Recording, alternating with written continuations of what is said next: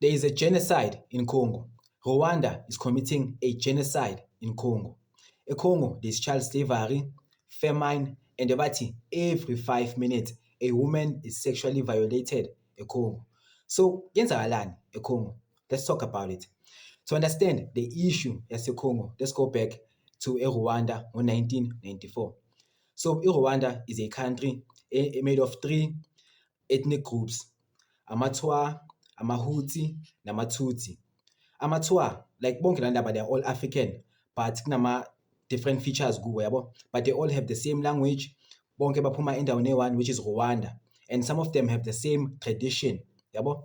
So during colonization, iBelgium ya-create i-division amongst abantu laba abayi-3, yabo. Yanikeza abantu ama-Dompas because it's South Africa, mara yawanikeza abantu ama-passes based on their ethnicity, yabo. So ama-Tutsi are light-skinned, ne? So because they are light-skinned, iBelgium beyithi they are closer to being Europeans, so bebaphatha ngcono than amaHuti, and the amaHuti are 85% of the population yase-Rwanda. AmaTutsi are only 14% and amatwa are 1%, yabo. So laba njengoba bebaphathwa kahle amaTutsi, njengoba bebaphathwa kahle iBelgium, we were comfortable kancane nge-colonization because bebangekho too affected by i-colonization, yabo. Ngo-1960 amaHuti warebhela, walwa ne-colonization, waxosha ama-Belgians from eCongo. Then watshintsha umthetho, amaHuti waba in power, which laba ba 80% of the population. Beba in power, amaTutsi, because bona bebanama-privileges under colonization, kwaba nempinyana. Then most of ama-Tutsis ran from eCongo, babalekela kuphi? E-Uganda. Like Uganda is very important. Ulibambe this part. Babalekela kuphi? E-Uganda. So amaHuti were in power from 1960 until 1990. 1990 kwaba ne-civil war, the Rwandan civil war between amaHuti namaTutsi. AmaTutsi yilaba abase-Uganda babuya vele, yabo. So babuya kwaba ne-civil war. Kule civil war umuntu bekaphethe uHambaryamana, president uJuvenal Habyarimana, president yase-Rwanda, which was a Huti. Wayenzani? Wathi asayineni i-ceasefire bafethu. Bayisayina i-ceasefire. Ngo-1994, April 6, 1994, the president of the Huti people wase-Rwanda bambulala, was assassinated by ibomb. Angazi ukuthi namanje akwaziwa ukuthi ubani owathumela le bomb le, yabo. But ngakusasa kwakhona, after the assassination of lo muntu lo oyi-Huti, kwaba ne-revolution, yabo. AmaHuti like ama-radicals, not wonke amaHuti, ama-radical Hutis wathatha ikhali and they attacked amaTutsi, and in what was known as the Rwandan genocide. Kule genocide le, from 800,000 close to a million people abamaTutsi bashona, babulawa amaHuti. So from April labantu bebabulawa, amaHuti abulala amaTutsi. But ngo-1994 July, amaTutsi wa-overthrow i-government, wafika and they overthrew the government. Aphuma kuphi? E-Uganda. Sebabuya ukuyotraina, abuye e-Uganda and they overthrew the government. Then led by ubani? Paul Kagame, the president yase-Rwanda yamanje. Then uPaul Kagame makaqeda overthrow i-government, ama-Tutsi were in power. Then amaHuti wabaleka, not wonke. Obviously during this the war leya, i-genocide, amaHuti bewabulala amaTutsi, abomakhelwane bebabulalana bodwa, abangani bebabulalana bodwa, like wonke umuntu. Laba bangena in the villages babulala abantu, as long you're a Tutsi bakucisha, yabo. But now the Tutsis are in power. So amaHuti, even though amanye were not guilty, babaleka baya eCongo. Bathi 1.5 million people babaleka baya kuphi?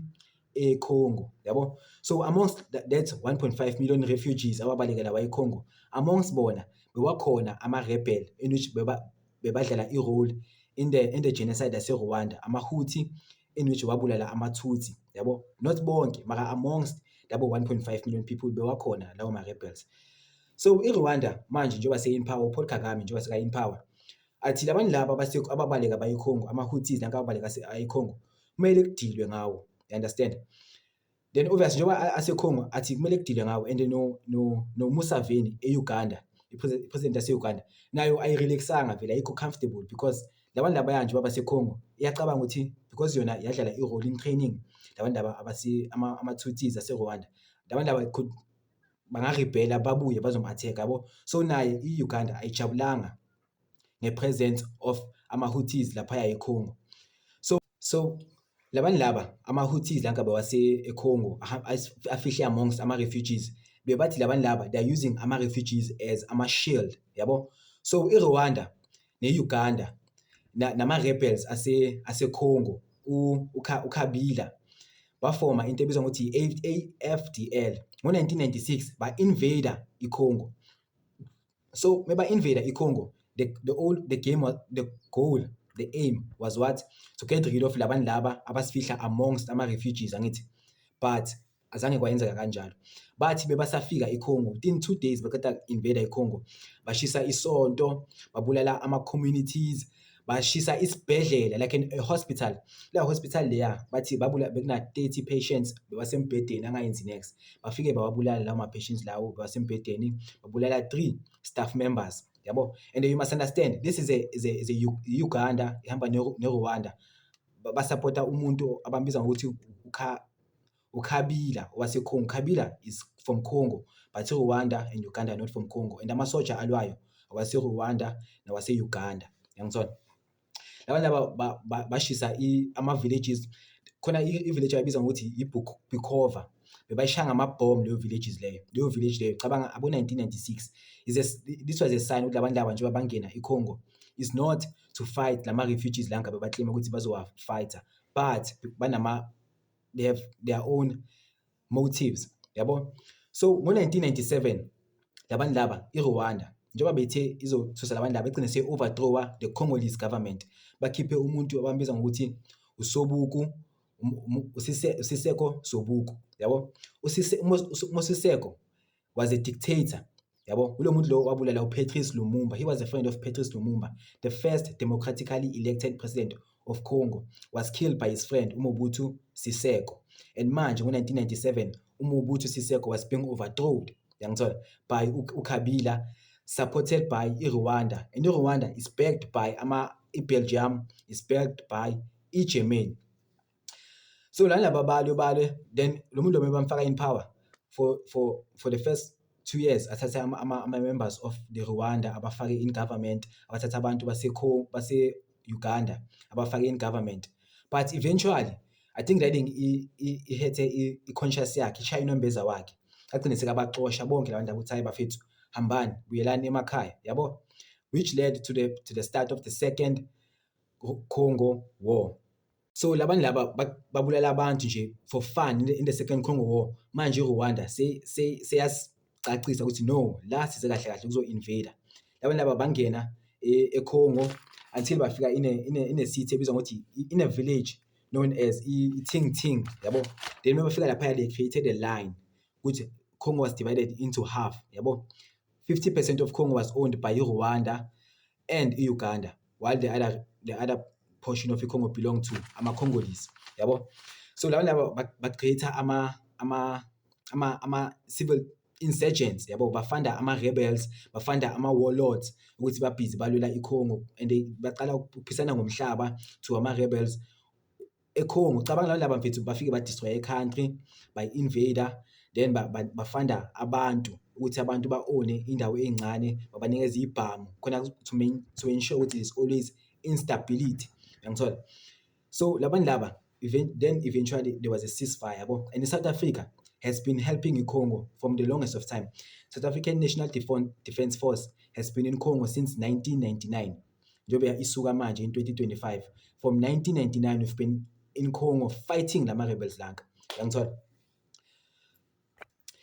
So i-M23 is i-AFDL mara igama layo elisha yabo. So i-M23 ake exista before, but no, senegama elisha yabo. Labantu laba have ama-child slaves. If ungabheka eGoma, these people, labantu laba bathatha iGoma, labantu laba bathatha iKisangani, like labantu laba bathatha ama-towns nama-villages amaningi khona bazocreate ama-mines. Labantu laba they are competing, like they are using women sexual violation, they're using rape as a war, as a weapon to fight war. Mfethu abantu ababulala abantwana, babulala abantu abadala, bangena endlini mfethu, bangena endlini babulale le entire villages. Abogogo abasindanga, abogogo abekho safe, abomkhulu abekho safe. Like mfethu, in this documentary bengiyibukele about a person talking about Congo, lo muntu lo speaks ukuthi even flies azikwazanga nokundiza the way bezisuthi ngakhona from eating human flesh, uyangithola. So labantu laba mfethu have been killing abantu, but more than 60 million people in Congo have been killed and displaced, yabo. And obviously mfethu Congo is in danger, and this war in Congo is funded by Belgium, it's funded by Britain, it's funded by France, it's funded by Germany, and it's funded by America.